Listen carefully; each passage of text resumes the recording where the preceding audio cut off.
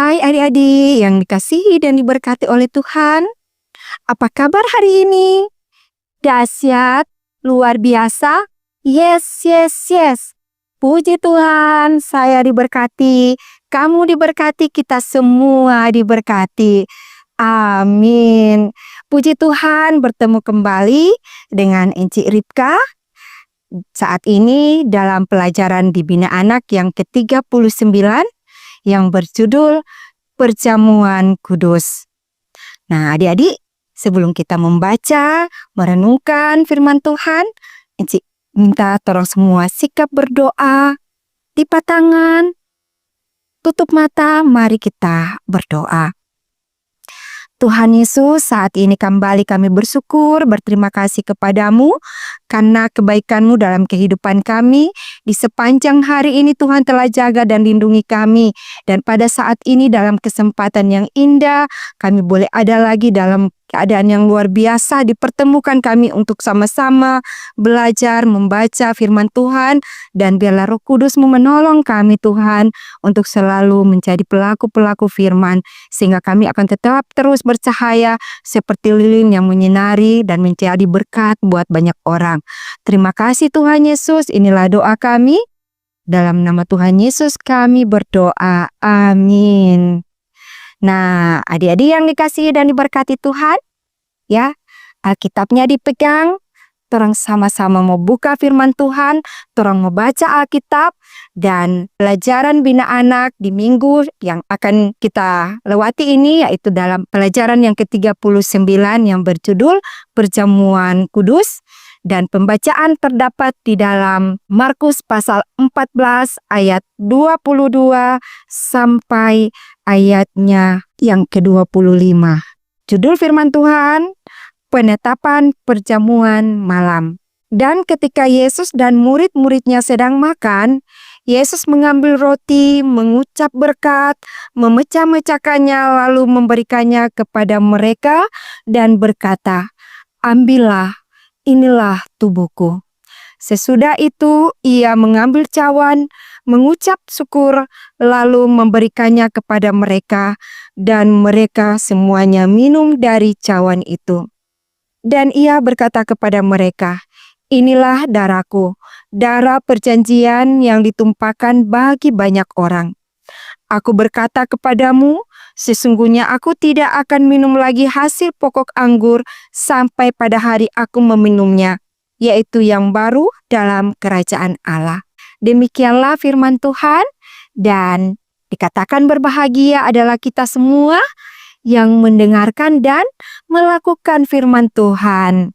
Nah, mari kita menyanyi sama-sama. Firman Tuhan ku dengar, ku simpan di hatiku, ku ingin tumbuh subur dan berbuah lebat, Yesus sayang padaku.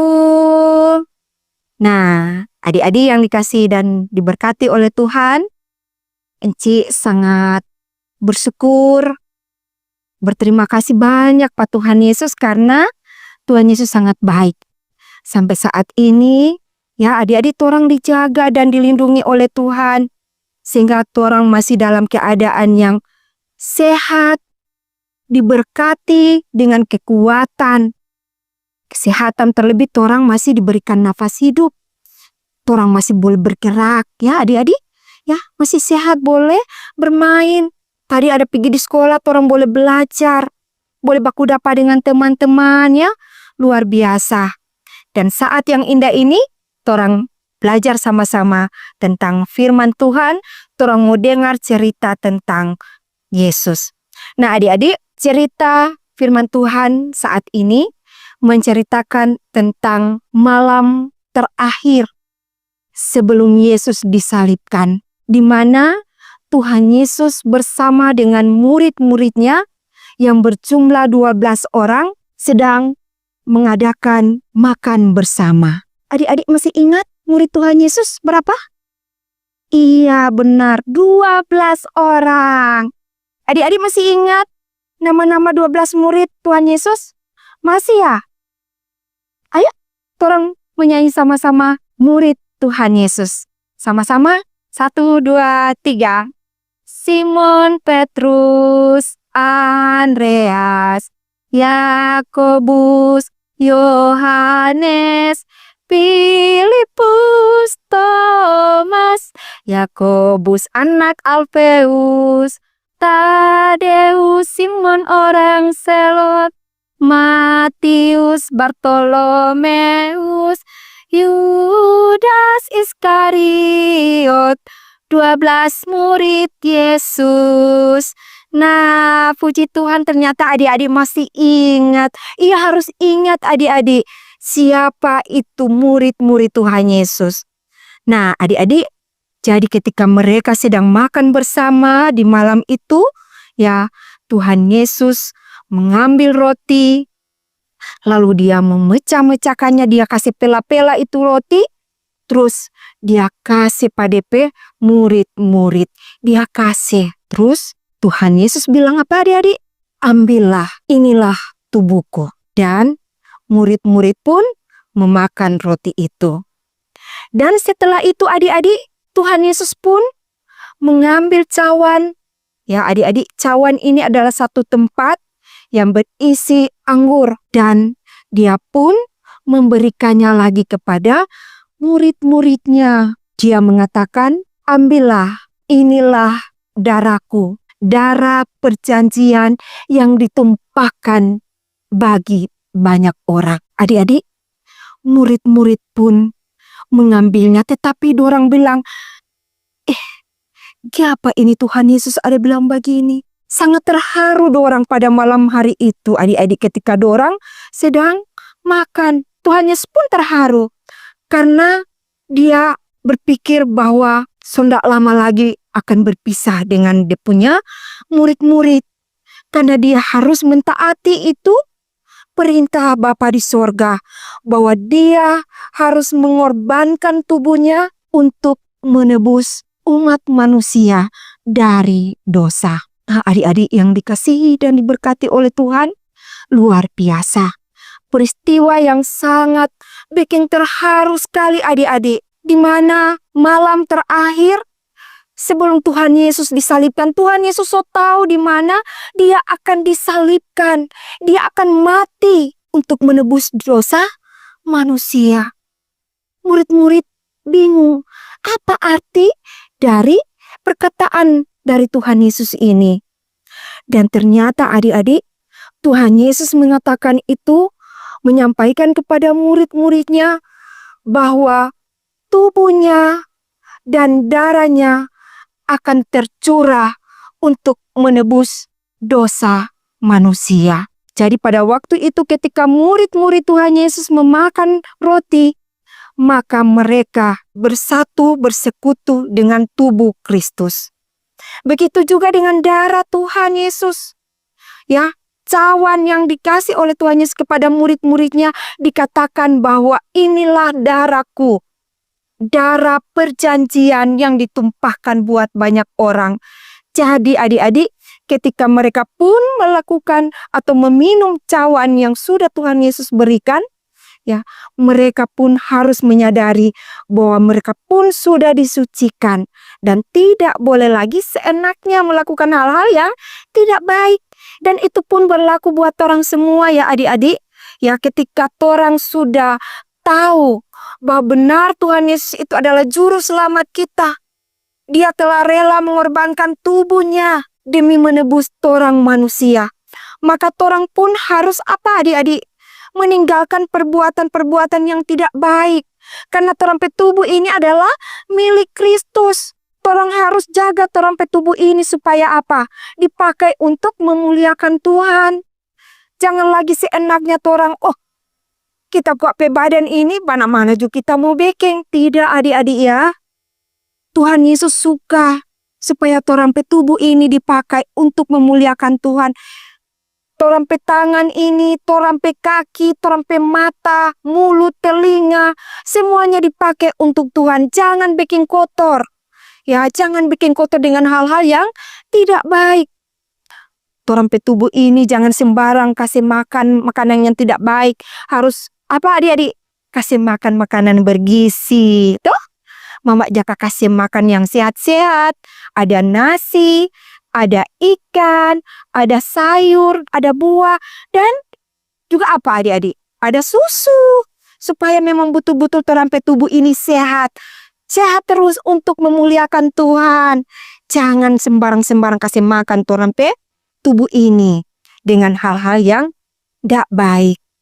Begitu juga ketika torang sudah tahu bahwa darah Tuhan Yesus itu sudah tercurah dari kayu salib, membasuh torang pe tubuh ini, membasuh torang pe dosa ini. Oleh karena itu, ketika sudah disucikan adik-adik torang pe tubuh ini dengan darah Yesus, maka torang jangan sembarang melakukan hal-hal yang tidak baik pula. Jangan suka apa adik-adik? Jangan memakai.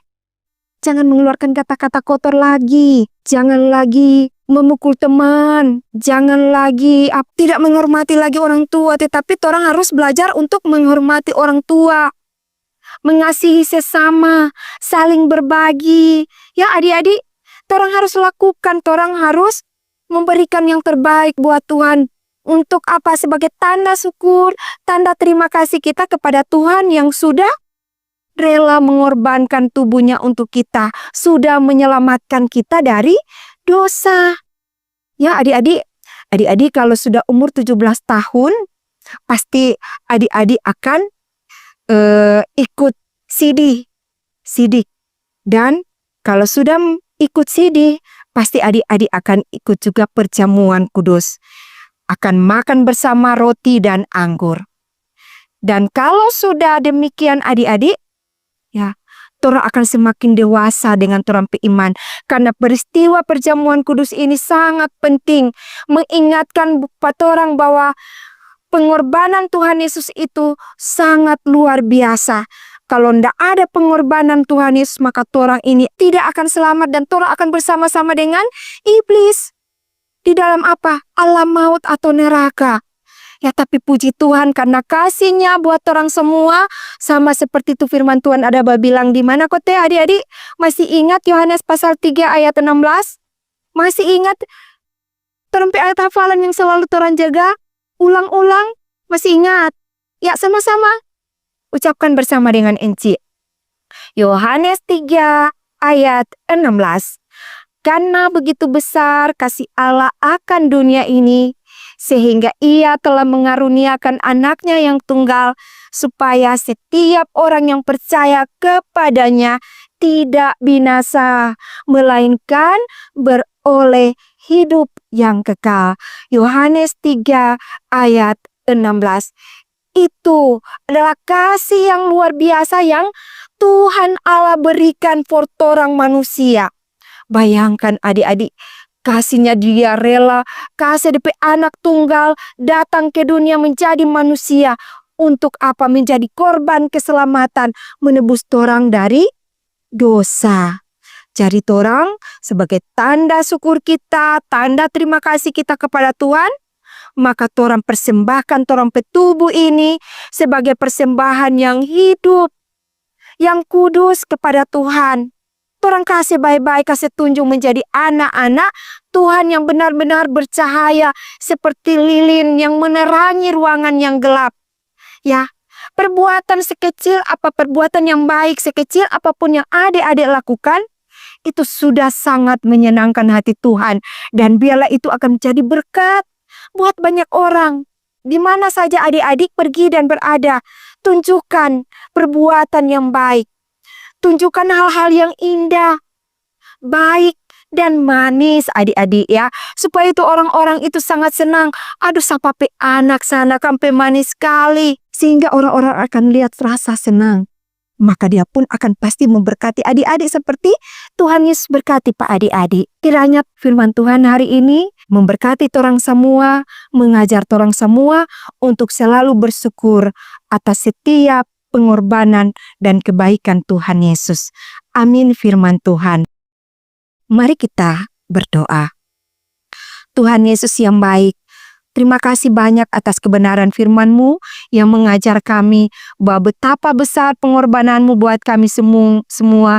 Dan Engkau telah nyatakan ketika Engkau rela mati di kayu salib, mengorbankan tubuhnya dan darah-Mu tercurah buat kami untuk menyucikan kami. Dan biarlah itu akan tetap terus tinggal dalam hati kami, dan itu akan bertumbuh dan berbuah dan menjadi berkat. Dan ajarlah kami untuk selalu menjadi anak-anak yang mengasihi Tuhan dalam melakukan hal-hal yang indah dan manis bagi kemuliaan nama Tuhan. Terpujilah nama-Mu Bapa di sorga. Inilah doa kami, syukur kami yang kami bawa hanya di dalam nama Tuhan Yesus. Amin. Shalom adik-adik.